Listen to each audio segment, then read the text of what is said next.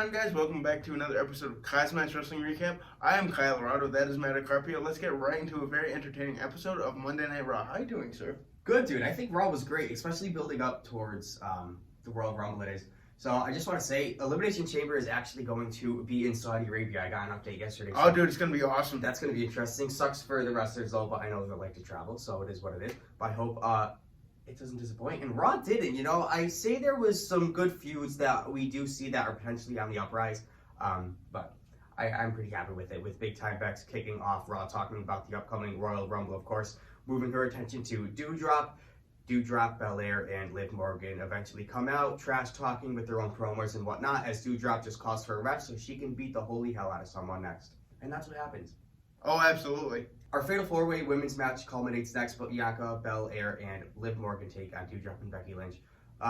With Liv Morgan attacking a hot Becky Lynch, there was some mishap between Becky Lynch and Doudrop it is, and I do see they're trying to build their feud up a little bit, but nice and slowly, and they did with the end of this match.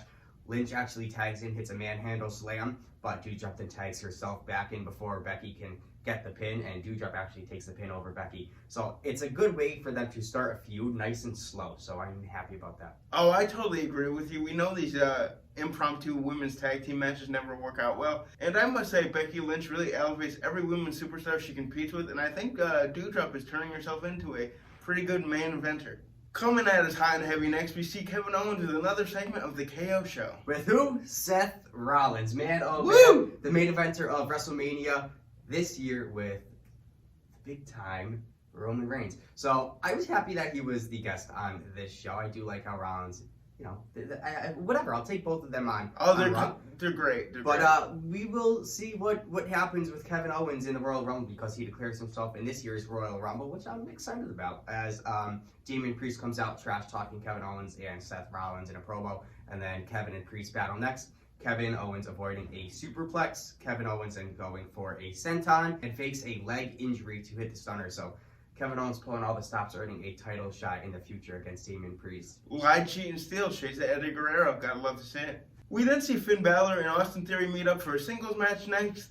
I think the match had great potential, but it was kind of a shit show. Let's just say Vince McMahon did tell Austin Theory that if he loses against Balor next, he would personally beat Austin Theory up and send his mother a selfie over Theory's lifeless body. Oh man, you don't want to mess with big old Vinnie Mac.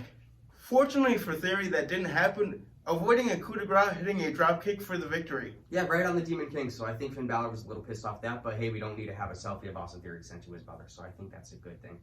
Alexa Bliss and her psychologist meet up once again. This was pretty cool. I see they're trying to lean towards, mysterious Alexa Bliss, but the doctor's telling Alexa they do have a lot to work to do, and Alexa will be fixed. He does promise her that.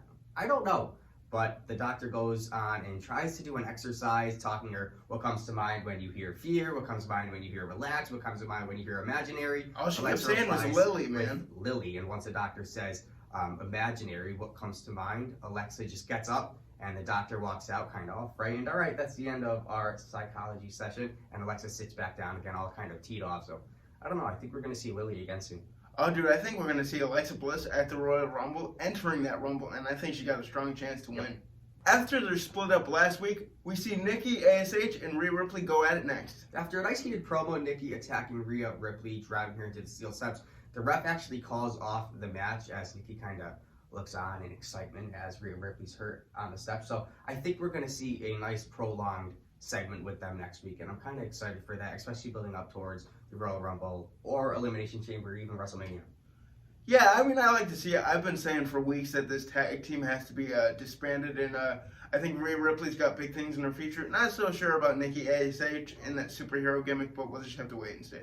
The 24/7 title bout is down at the ring with Tozawa, Truth, and Tamina chasing Dana Brooke around like hot dogs. This was just ridiculous to see. Omos in the ring taking out Truth and Tozawa before he was actually going to take them both on in a match. Omos finishing off Reginald with a choke slam.